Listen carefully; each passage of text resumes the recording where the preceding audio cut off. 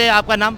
Sir मेरा नाम सत्यम जायसवाल है। आप यहाँ कब से हैं? मैं यहाँ पे कम से कम 4-5 साल मेरे को हो गया समथिंग। 4-5 साल में आपने बहुत सारी कोचिंगों को देखा होगा कि किस तरीके से पढ़ाते हैं आप और किस तरीके से उनका एम्पायर चल रहा है और मोनोपोली जो चल रही है कि हिंदी मीडियम इंग्लिश मीडियम की लड़ाई भी चल रही है सिलेक्शन का। आप क्या देखते हैं कि जिस हिसाब से मायानगरी में खान सर आए हैं, क्या वो सफल हो पाएंगे और क्या वो ग्रामीण बच्चों को भी उठा पाएंगे? देखिए खान सर का जो बैच है एक डिसेंट अमाउंट का बैच है 7500 और कोई भी आजकल इकोनॉमिकल वीकली सेशन कवर कर सकता है। सो एक बेटर रिवॉल्यूशन किया उन्होंने कि उन्होंने क्रांति लाई है, ठीक है। बट अभी भी काफ़ी सारे ऐसे एरिया हैं जहाँ पे वर्क करने की नीड है। जैसे हिंदी मीडियम का जो ट्रेंड है वो डेफिनेटली टीचर को लाके तो सॉल्व होने वाला नहीं है, क्योंकि टीचर पैसे पेड भी करके आप उनसे पढ़ रहे हो तो भी सिलेक्शन का रेशियो डाउन है, और आप कॉस्टली भी नहीं पढ़ोगे तो भी सिलेक्शन का रेशियो आपको स्ट्रॉन्ग करना पड़ेगा। नहीं, पर बड़े बड़े टीचरों को अगर जिस तरह से खान सर ने लॉन्च किया है, जिस तरह इन्होंने ये कदम उठाया है, ये एक बहुत सराहनीय कदम है, क्योंकि जो दूर दराज के बच्चे हैं, गांव में रहते हैं, उनके लिए एक्सेसिबिलिटी होगी कि सिविल सर्विस की कोचिंग में जो ख्वाब देखते हैं दिल्ली जैसे सिटी में आके पढ़ने का, वो उनके लिए ईजिली हो जाएगा। और खान सर के अलावा काफ़ी ऐसे टीचर, फिजिक्स वाला है, करियर व्हील का भी एप्लीकेशन आता है। सो ऐसे ऐसे कोचिंग में परफेक्ट है। अगर हम ऑफलाइन कोचिंग की कंपैरिजन में बात करें तो क्वालिटी और क्वांटिटी का क्वेश्चन होता है। तो मैंने सर बताऊं तो मैंने जितने टीचर से पढ़ा है सेम फीलिंग मेरे को उनसे भी आती है। मैंने मणिकांत सर से ऑप्शनल की कोचिंग की, एसटी ऑप्शनल की, तो जैसे मणिकांत सर ओरिजिनल क्लासरूम में पढ़ाते हैं, जो हैंड आउट्स बनाते हैं, जो आपको प्रिंटेड की क्वालिटी मिलती है, वो सेम उस बैच में आपको मिल रही है एट अ डिसेंट कॉस्ट। सो कहीं मतलब क्वालिटी में कोई फर्क नहीं है, क्वांटिटी चाहे हाई हो चाहे लो हो, लेकिन क्वालिटी में कोई फर्क नहीं। प्राइस का मैटर नहीं कर रहा है, दोनों जगह सेम है।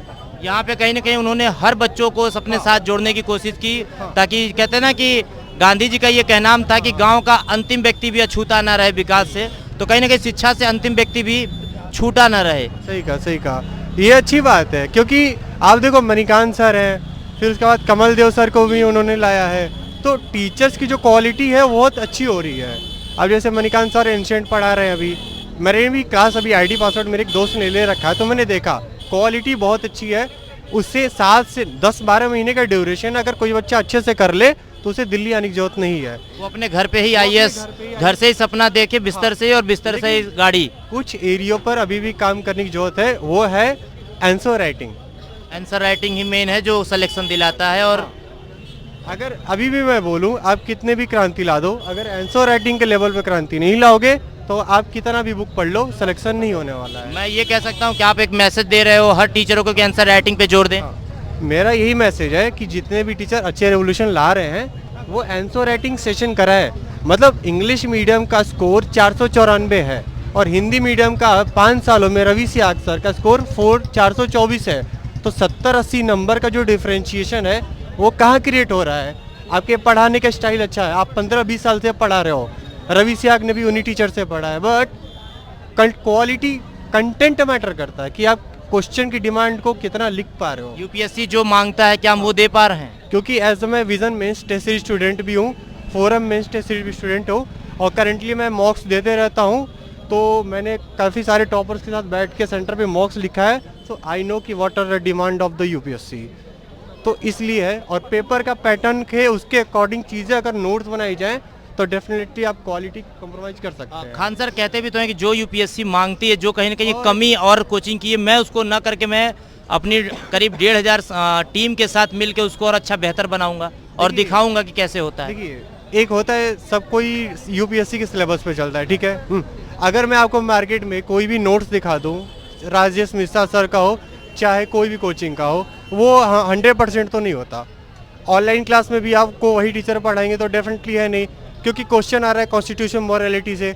अगर कॉन्स्टिट्यूशन मॉरलिटी का अगर आपके पास एक पेज का नोट्स नहीं तैयार होगा तो ये सब कोचिंग की दुनिया में आप भाग के भी आप सेलेक्ट नहीं हो पाएंगे। फैक्ट ही है। सिलेक्शन के अकॉर्डिंग अगर ये पढ़ाए, जो यूपीएससी मेन डिमांड है उसकी भावनाओं को समझ के अपनी भावनाएं बताएं। मेन आपको बताए, कोई भी कोचिंग वाला आपको सिर्फ 40 से 50% ही सिलेबस कंप्लीट कराता है, चाहे ऑफलाइन में आप 2 लाख रुपए फीस पेड की हो, चाहे ऑनलाइन में की हो। मैं उतना भी कहीं ना कहीं लोग कमी करते हैं। हाँ, अभी तक आप देखो कि मैंने जितने टीचर से पढ़ा है, रेस्ट ऑफ द उसमें से किसी ने अच्छे से सिलेबस कंप्लीट नहीं कराया। आए अपने टॉपिक पर थोड़ा बहुत डिस्कशन, नॉलेज बकैती वगैरह हुआ, और फिर चले गए। खान सर का जिस हिसाब से नाम है कि नहीं, ब्रांड है, वो करके दिखाते हैं, तो क्या मानते हैं कि वो अंगद की तरफ पैर जमा पाएंगे इस माया नगरी के मुखर्जी नगर में?